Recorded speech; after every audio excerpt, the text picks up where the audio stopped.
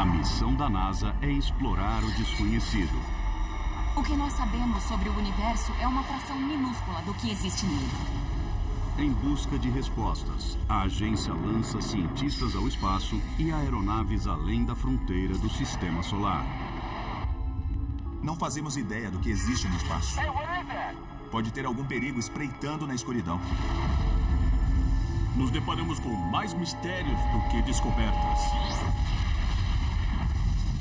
Nós não sabemos o que vamos encontrar a seguir. A sonda Curiosity fotografa um objeto misterioso na superfície de Marte. Parecem destroços de uma espaçonave. Estranhos objetos em forma de casulo aparecem nos céus do mundo inteiro em um inesperado show de luzes. Existiu uma pressão real para a gente descobrir o que essas esferas eram e de onde elas tinham vindo. E cientistas detectam uma misteriosa fonte de calor nas nuvens de Júpiter. Ao medir as temperaturas da atmosfera de Júpiter, os cientistas detectaram algo errado. Estes são os segredos da NASA.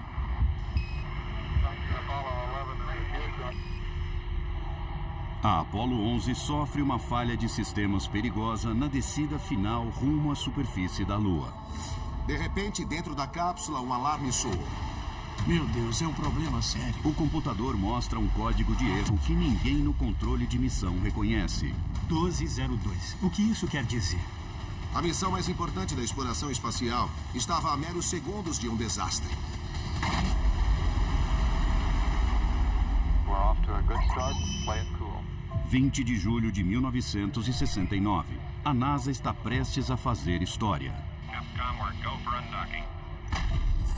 Neil Armstrong e Buzz Aldrin começam a descida rumo à superfície da Lua no módulo lunar.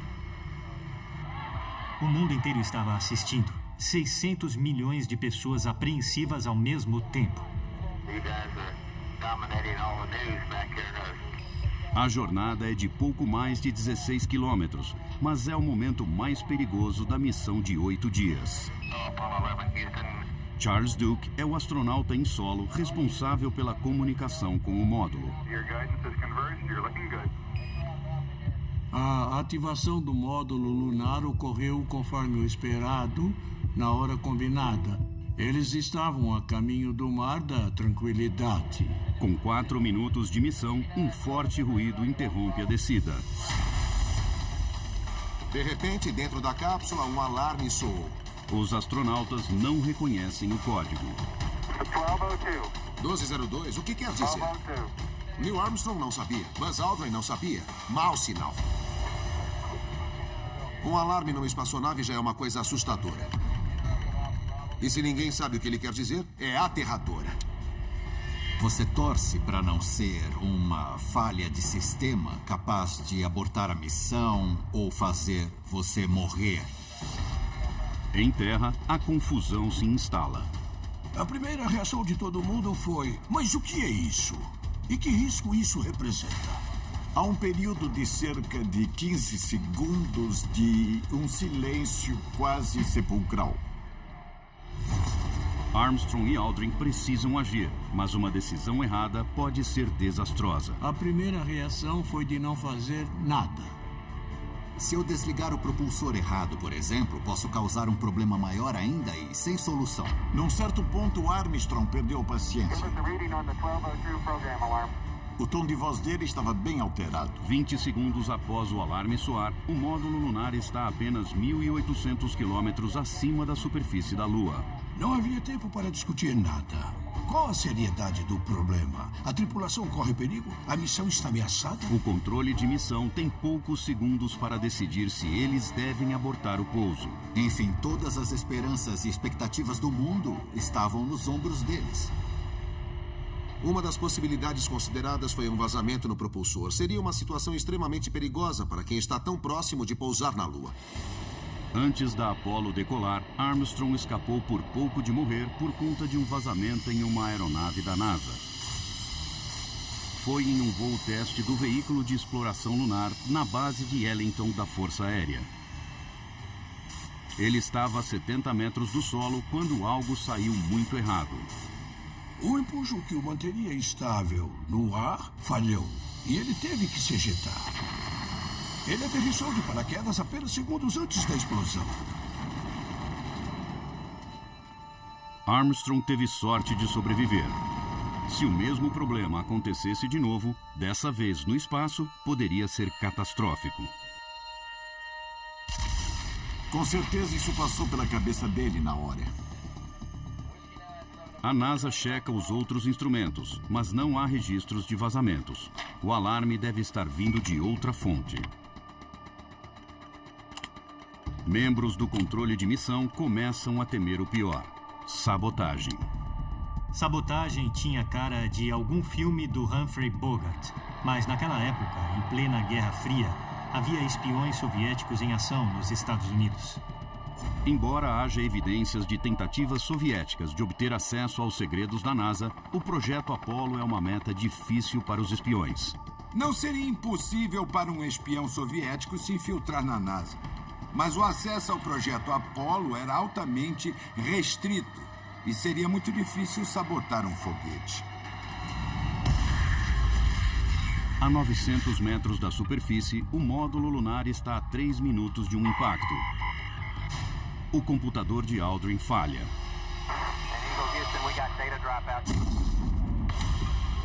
E o alarme soa novamente.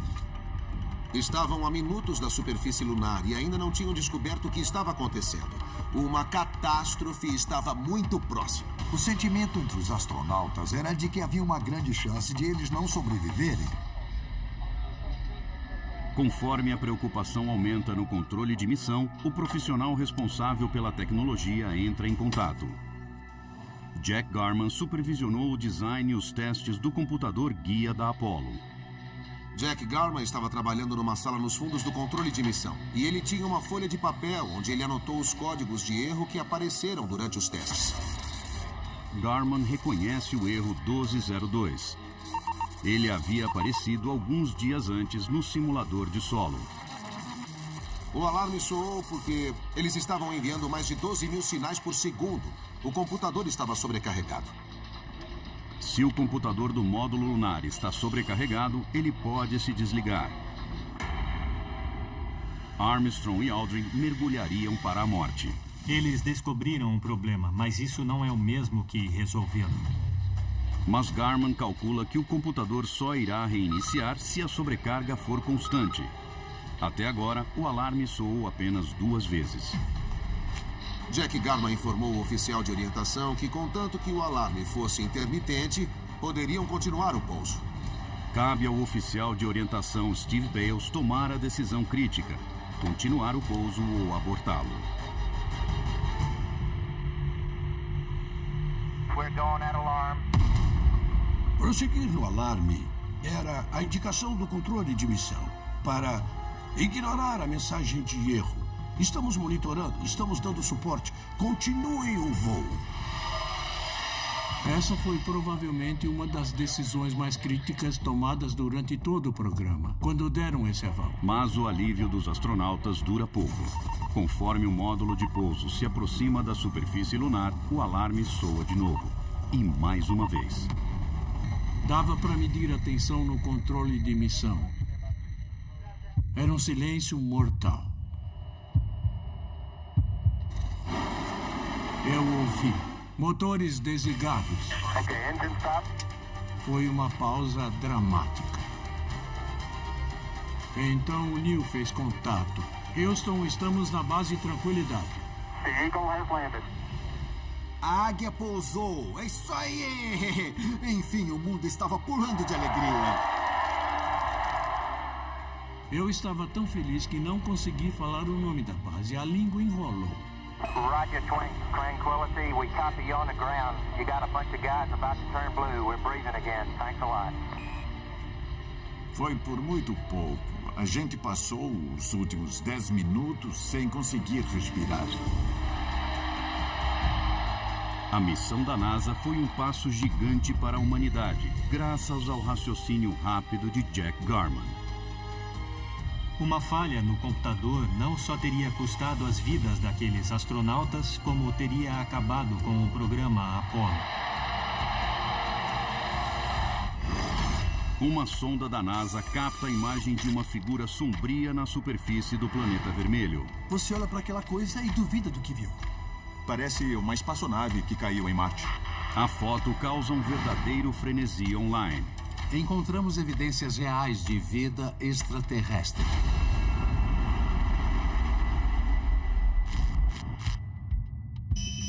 10 de outubro de 2012. A missão exploratória da sonda Curiosity chega ao 64º dia. A sonda Curiosity estava procurando provas de que Marte já foi um planeta habitável. E para isso estava equipada com instrumentos científicos fantásticos como câmeras coloridas incríveis. A Curiosity explora a cratera Gale, de 150 metros de largura, em busca de vestígios da água que um dia correu no planeta vermelho. Entre as pedras, uma das 17 câmeras da Curiosity captura uma imagem um tanto estranha. A foto chama a atenção de caçadores de OVNIs. A imagem foi parar na internet. E isso gerou um alvoroço instantâneo sobre o que poderia ser aquilo. O analista Mark D'Antonio examina a imagem atrás de pistas. À primeira vista, parece uma foto relativamente normal. Um monte de pedras. Isso aparece toda hora em Marte. Entretanto, nesta parte de baixo, tem um objeto meio estranho. O que poderia ser? Ao longo da exploração de Marte, várias sondas pousaram no planeta. Por isso, os analistas da NASA consideraram a possibilidade de ser um destroço de algum objeto acidentado. A Rússia enviou um total de 19 protótipos ao planeta vermelho. Apenas 5 chegaram ao destino. Mas a matemática descarta a ideia do objeto misterioso ser uma sonda soviética. Todas as sondas que os soviéticos tentaram mandar para Marte nos anos 70, todas elas falharam na descida. E todas já tinham sido localizadas. Os soviéticos não foram os únicos a enviar sondas a Marte. E se forem os restos de uma nave espacial nossa que se espatifou no planeta vermelho? A questão é, qual? Só existe uma sonda cujo local exato de pouso não era conhecido até hoje, a Beagle 2. A Beagle 2, uma sonda compacta da Agência Espacial Europeia, de pouco menos de 1 metro de largura, começou sua descida na atmosfera de Marte na véspera do Natal de 2003. A Beagle 2 entrou na atmosfera de Marte para procurar sinais de vida na superfície. Foi aí que nós perdemos contato com ela. Alguns sugerem que a Beagle 2 possa ser o objeto não identificado na imagem da Curiosity. O analista Mark D'Antonio compara as fotografias da Beagle 2 com a imagem registrada pela Curiosity. Ela é achatada em cima e a da foto também. É curva na parte de baixo e a da foto também parece ser. Mas tem um problema. Essa forma não bate. Essa curva é longa. Essa é curta. Isso não pode ser isso. Apesar das inconsistências, a teoria da Beagle 2 continua a provocar debates. A forma do objeto provocou especulações sobre engenharia extraterrestre. Para mim, parece aquele OVNI clássico e típico que vemos nos filmes. Céticos argumentam ser mais provável que o objeto seja uma formação rochosa incomum. Um argumento contra a teoria da nave extraterrestre acidentada é o objeto ser da mesma cor da areia e das pedras em volta dele. Mas as evidências provenientes da imagem não são definitivas. Talvez seja realmente um objeto metálico que está há tanto tempo em Marte que foi coberto pela poeira vermelha e acabou se camuflando na paisagem. Claro, há tanta poeira em Marte que ela cobre tudo e as coisas vão ficar da mesma cor depois de um tempo. Talvez a explicação mais intrigante seja a de se tratar de uma sonda secreta da NASA. O laboratório de propulsão da Agência Espacial está trabalhando na próxima geração de drones. Em 2015, a NASA anunciou que estava desenvolvendo um drone em forma de um helicóptero que será usado para estudar a superfície de Marte e determinar a melhor rota para as sondas. O protótipo avançado da NASA possui hélices de alta velocidade capazes de sustentá-lo a 100 metros de altura, mesmo na fina atmosfera de Marte. Enviar essa minúscula aeronave ao planeta vermelho custaria apenas uma fração de uma missão tripulada. Nós não temos como saber se toda essa tecnologia já está sendo empregada em Marte. Será que esse programa começou anos antes de ser divulgado? A NASA alega que o helicóptero ainda está em testes. Eles ainda estão trabalhando na melhor versão do drone helicóptero. Ainda não é certo se ele estará pronto a tempo para a próxima missão, que será enviada a Marte em 2020. Especialistas questionam o interesse da NASA em fazer segredo sobre uma tecnologia de vanguarda. Seria sensacional a chegada dos drones a Marte, teríamos fotos tiradas por eles, seria divulgado por toda a imprensa, ia ser uma das coisas mais interessantes que a NASA já fez. Se o objeto misterioso na foto da Curiosity é um drone futurista, é pouco provável que tenha sido enviado pela NASA. Então, em dezembro de 2014, a NASA recebe dados cruciais de seu satélite de reconhecimento. Esse satélite tem uma câmera chamada HiRISE, que produz imagens em tamanho real. E ela mostra um objeto com dimensões compatíveis à da sonda Beagle. O satélite localiza uma fonte de luz incomum proveniente da planície Isidis. Essa luz pode estar sendo refletida pela superfície metálica de uma sonda perdida. Uma inspeção mais cuidadosa revelou que era mesmo a Beagle 2. O satélite da NASA confirma que a Beagle 2 aterrissou a pouco mais de 3 quilômetros de onde deveria ter pousado, mas a mais de 3.000 quilômetros do objeto fotografado pela Curiosity. A Beagle pousou, mas bem longe do ponto onde a Curiosity captou aquela imagem. O satélite da NASA desvenda o mistério do desaparecimento da Beagle 2, mas em nada ajuda a esclarecer um enigma ainda mais intrigante: o do estranho objeto fotografado pela sonda Curiosity. Pensilvânia, 1989. Um assassinato macabro segue sem resolução por meses. A dificuldade do caso era só uma. Não se tratava de um homicídio comum. Com um assassino à solta, os detetives pedem ajuda à NASA. O caso inteiro dependia da tecnologia da NASA. Será que as técnicas da agência espacial poderiam ajudar a encontrar o assassino? – 12 de junho de 1989. Em Sunbury, na Pensilvânia, um corredor faz uma descoberta trágica. O corpo em decomposição de uma jovem. A notícia perturbadora muda os rumos de um caso em andamento. Estávamos trabalhando num caso de uma pessoa desaparecida há 21 dias que logo se tornou uma investigação de homicídio. A autópsia revela que a vítima de 19 anos, Lori Walker, morreu ao ser violentamente esfaqueada. Ela estava com cerca de 17 ferimentos e pelo menos 7 em regiões do corpo onde ficam órgãos vitais. Os detetives informam o promotor distrital Robert Sacavage que o principal suspeito é o ex-marido de Lori, Robert Walker. Eles descobriram que Walker fez um seguro de vida de $10.000 em nome da esposa e levantaram seu histórico de violência doméstica.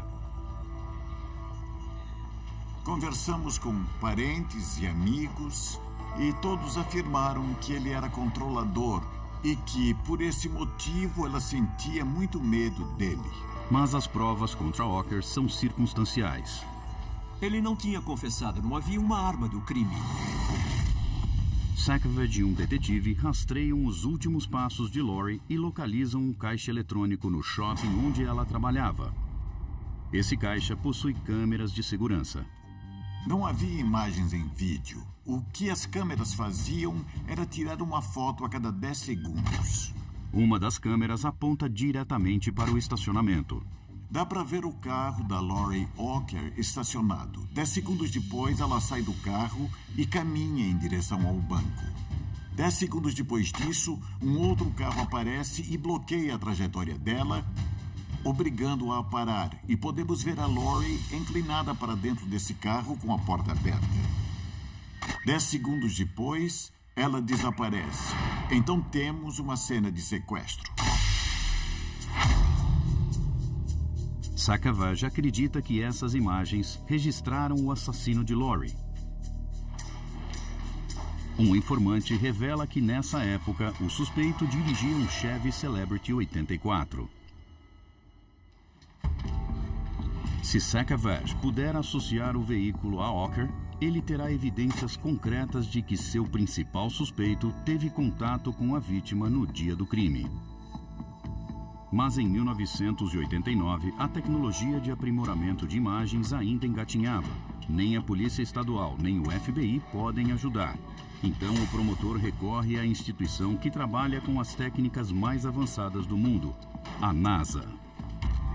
Eu estava convencido a usar o que fosse preciso para montar esse caso. Só mesmo a NASA poderia ter o software de aprimoramento de imagens mais avançado do mundo naquela época.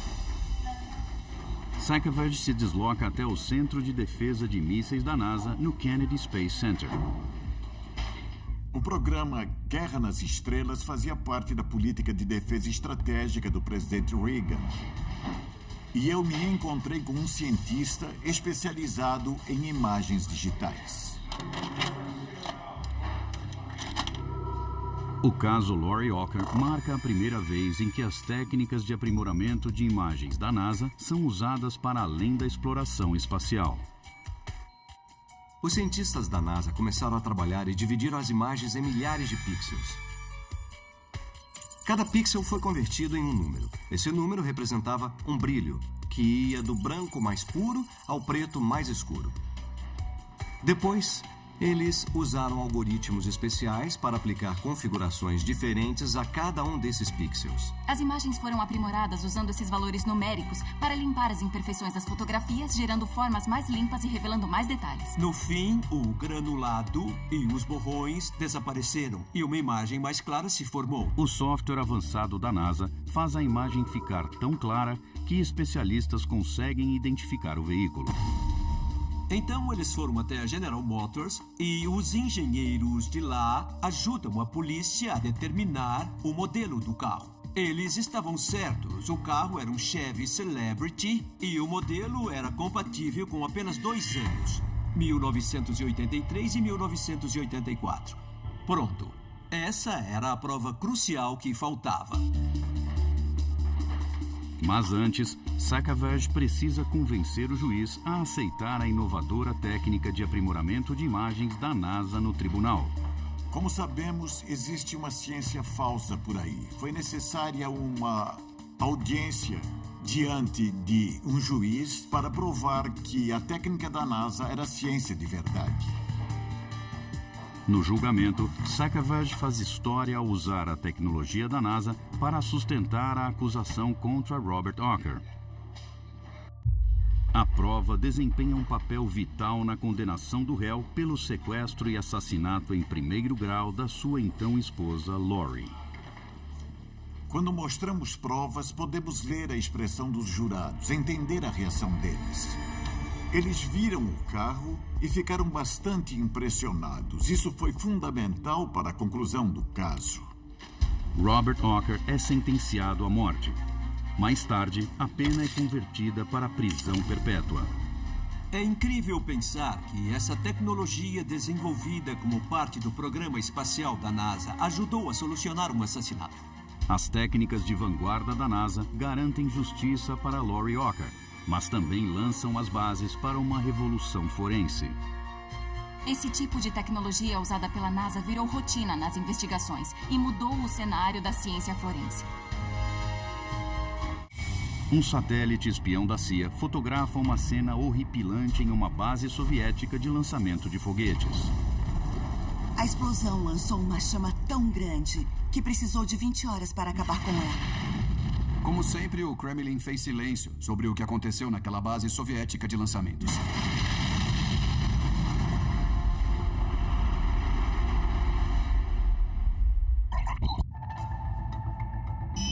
(26 de setembro de 1983). um satélite espião da CIA sobrevoa o Cazaquistão.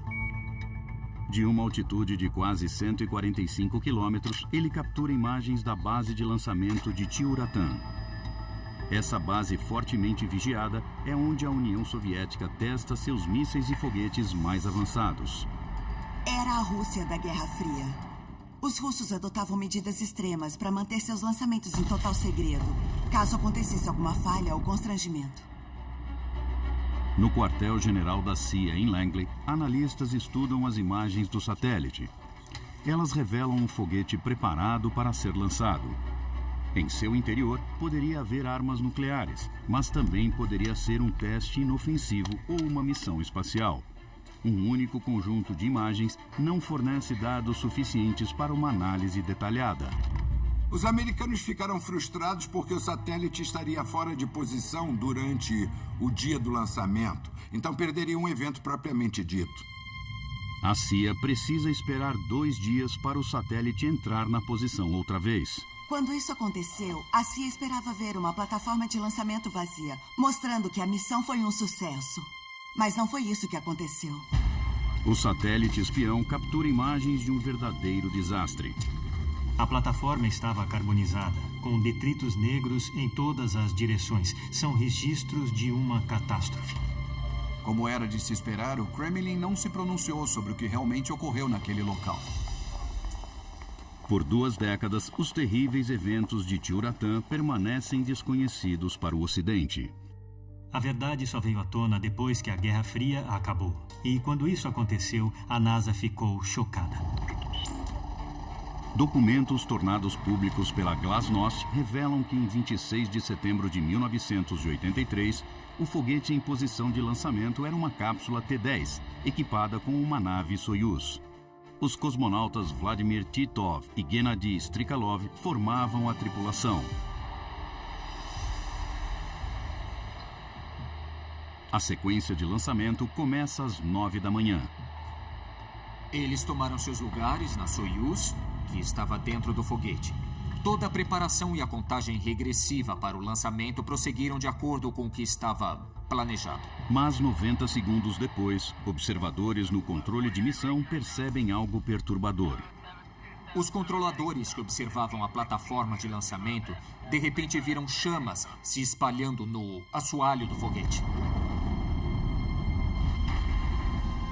Era uma situação extremamente séria, porque quando há fogo nessa região, quer dizer que tanto o foguete quanto a tripulação estão em perigo. Começou como um pequeno incêndio na parte inferior, mas ele cresceu e muito rápido. Então o foguete em si se transformou numa bomba relógio. Em um cenário de pesadelo, o fogo poderia se espalhar, detonando 300 toneladas de combustível na parte de baixo do foguete. Isolados em sua cápsula, Titov e Strikalov não fazem ideia do perigo. Primeiro eles sentiram uma vibração dentro da cápsula e aí pensaram que fosse o vento forte. Depois veio uma outra vibração que obviamente era o fogo se espalhando quando o foguete estava prestes a explodir. Sua única chance de sobreviver é usar o sistema de lançamento de emergência. Os cosmonautas estavam no topo de um foguete realmente enorme. E essa parte de cima tinha seus próprios propulsores, que naquela altura teriam que ser usados como uma espécie de sistema de escape. Os cosmonautas engatam o mecanismo de lançamento, mas o fogo já havia consumido os cabos controladores. Sua última esperança é a ativação remota desse sistema. Mas isso só pode ser feito no controle de solo. Esse tipo de mecanismo não é nem fácil nem simples de ser ativado. Ele requer que 2 pessoas alocadas em um prédio que fica a 32 quilômetros da plataforma pressionem 2 botões com 5 segundos de diferença entre eles. Receber um comando em código de uma terceira pessoa que fica no centro de lançamento é um processo difícil de equacionar em um intervalo de tempo tão curto. Imagina ver as chamas crescendo, sabendo que uma explosão é iminente. Deve ser uma sensação de total impotência. As chamas engolem a plataforma, impedindo a visão do foguete.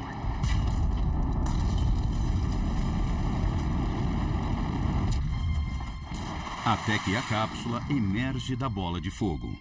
Eles conseguiram fugir, mas com uma folga de apenas 2 segundos. Foi como nos filmes. Eles saíram voando e então, bum.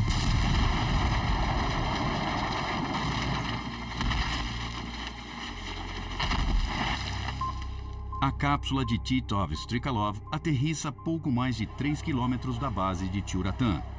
A missão fracassa antes mesmo de começar, mas contra todas as previsões, eles sobrevivem. Hoje os dois comemoram essa data como um segundo aniversário. Nunca esqueceram o quanto estiveram próximos da morte. A única prova visível para o satélite espião da CIA é a plataforma carbonizada de Tyuratam. Eles protagonizaram uma das evacuações mais espetaculares da história da exploração espacial. Em 2001, Titov e Strikalov participam de uma cerimônia privada em Houston, no Texas, para agradecer ao homem que salvou suas vidas. Maxime Faget, da NASA, o designer do sistema de evacuação Mercury. O mecanismo da Soyuz era uma cópia fiel do sistema da NASA. Hoje, esse tipo de espionagem tecnológica é uma relíquia da Guerra Fria. Astronautas da NASA utilizam rotineiramente as cápsulas soviéticas, que ficaram mais seguras graças à tecnologia compartilhada. Misteriosos casulos aparecem do nada em uma região próxima a um vilarejo na Espanha. Parece coisa de extraterrestre. Os objetos causam pânico e uma investigação internacional. De onde eles vieram? Tem alguma coisa potencialmente perigosa dentro deles? –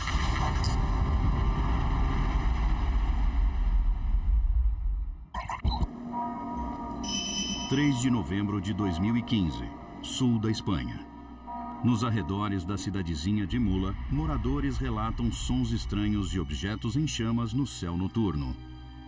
No dia seguinte, camponeses descobrem uma esfera misteriosa em forma de casulo em um descampado. Era uma enorme bola preta. Tinha uma cobertura de teias pretas meio fibrosas. Parecia, assim, um novelo bem apertado. Sabe, de tramas metálicas. Ninguém fazia a menor ideia do que podia ser. Não há marcas, trilhas ou pistas que possam indicar como o objeto foi parar naquele local.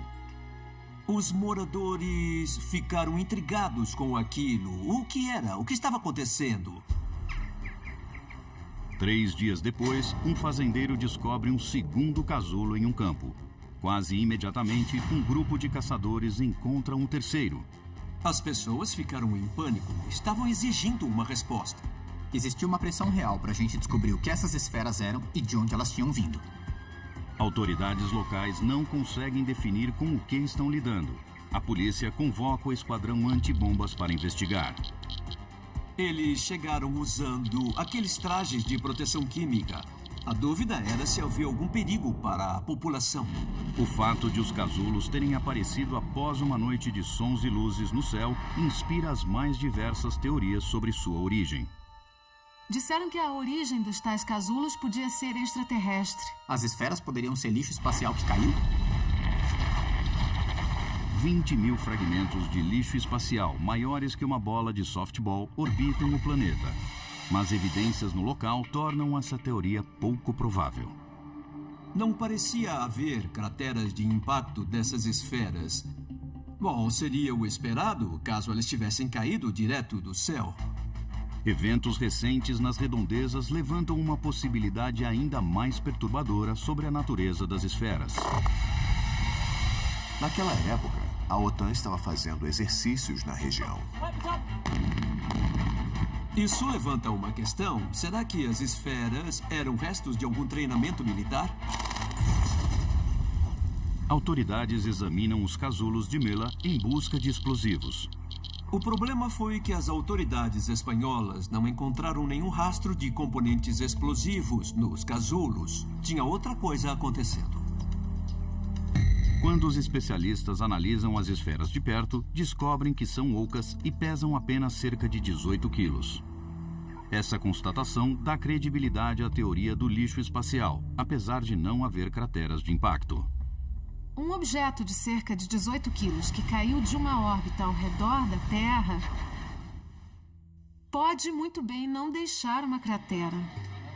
Para tentar entender a natureza dos objetos, os investigadores espanhóis entram em contato com o Stratcom, o Comando Estratégico dos Estados Unidos. Mas os sistemas de rastreamento de lixo espacial não conseguem identificar uma possível fonte para os misteriosos casulos. A questão era que o Comando Estratégico não tinha registros de reentradas sobre a Espanha naquele período. Independentemente do que fossem, elas escaparam do controle. O mistério atrai a atenção de investigadores amadores de observatórios, uma rede internacional de astrônomos. Eles achavam que tinham uma resposta. Para eles, as esferas pareciam partes de um foguete Centaur. Especificamente, tanques do tipo vasilhame de pressão. Esses são tanques de pressão que são encaixados na base dos foguetes Atlas V Rocket. Esses tanques são vasilhames de pressão embalados com material composto, quer dizer que são tanques de combustível feitos de compostos leves. Quando um foguete entra na órbita da Terra, um de seus estágios é liberado e queima na reentrada. A teoria é de que essas esferas reentraram na atmosfera, mas não queimaram, o que é possível se elas entrarem do jeito certo. Existem tanques de vários tamanhos e formas, mas alguns têm apenas 66 centímetros de largura e pesam cerca de 18 quilos quando estão vazios. Eles têm exatamente o mesmo diâmetro das esferas encontradas na Espanha. Isso não pode ser coincidência. Nesse caso, parecem ter acontecido duas coisas nada boas. Esses objetos não foram rastreados. E 2, eles reentraram na atmosfera sem queimar e se tornaram um perigo para todos os habitantes da Terra. Já sabemos o que as esferas são, mas ainda não sabemos por que elas não foram detectadas. Por que elas não aparecem no site de rastreamento? Por que o Comando Estratégico não tem nenhum registro delas? Dessa vez foi a Espanha. A ameaça do espaço é real e nós não temos como prevê-la. O Comando Estratégico deixou passar um volume enorme de lixo espacial. Será que outros objetos semelhantes também reentraram na atmosfera sem ser detectados? Nesse caso, o perigo que eles representam é real e severo. Nós não sabemos o que vai cair do céu e nem quando. Uma sonda da NASA reporta uma leitura de mais de 700 graus Celsius nas nuvens de Júpiter. Isso foi a mais de 600 milhões de quilômetros do calor do Sol. Como pode ser tão quente? São dados que desafiam as explicações científicas. Que fonte estranha de calor poderia estar agindo em Júpiter?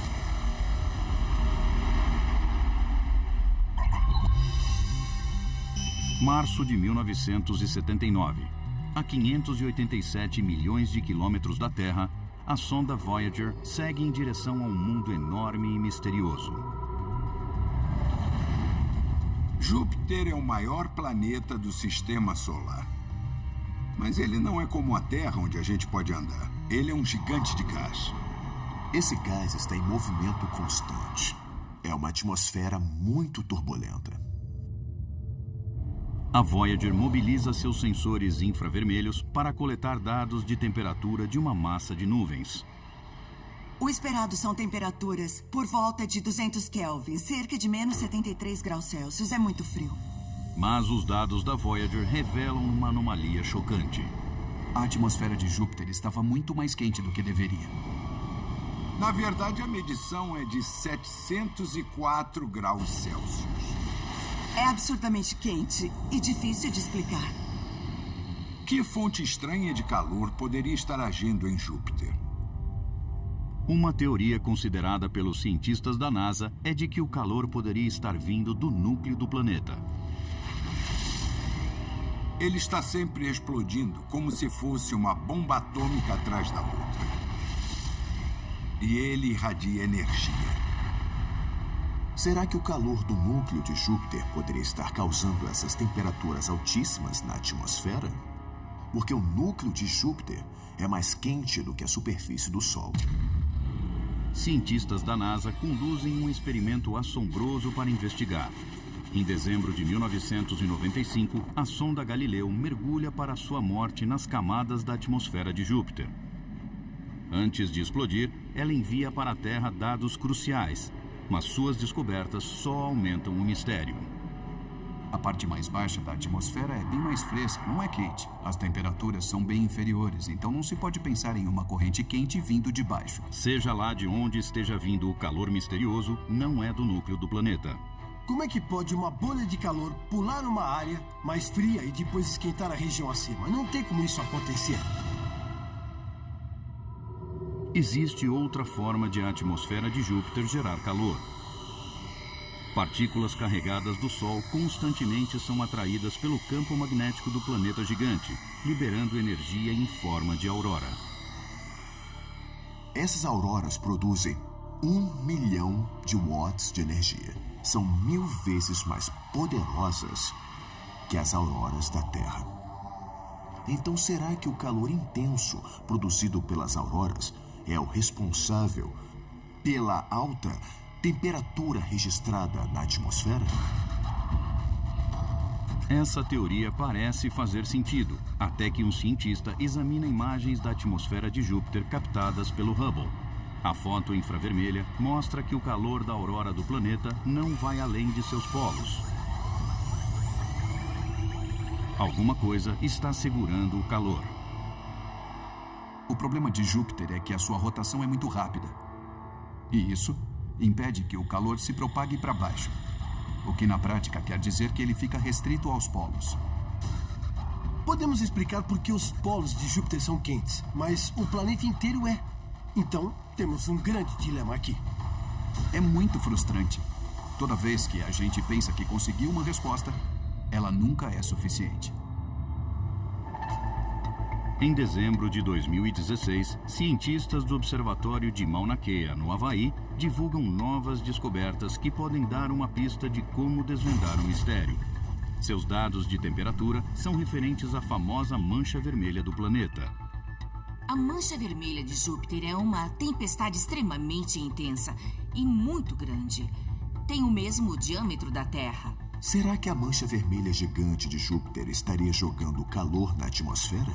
O astrônomo Tom Sallard faz parte da equipe de pesquisadores. Nós percebemos um pico de radiação vindo da camada superior da atmosfera. Por meio de uma análise de espectro, conseguimos provas que ela era mais brilhante porque era mais quente. Era absurdamente quente.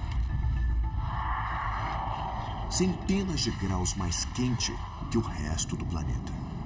Os cientistas sugerem que as tempestades no interior da mancha vermelha estariam mandando ondas sonoras, capazes de transportar energia através das nuvens. Quando essas ondas atingem a fina camada superior da atmosfera, liberam energia em forma de calor. Já foram registradas ondas acústicas similares, liberando calor nas nuvens acima dos Andes, na América do Sul.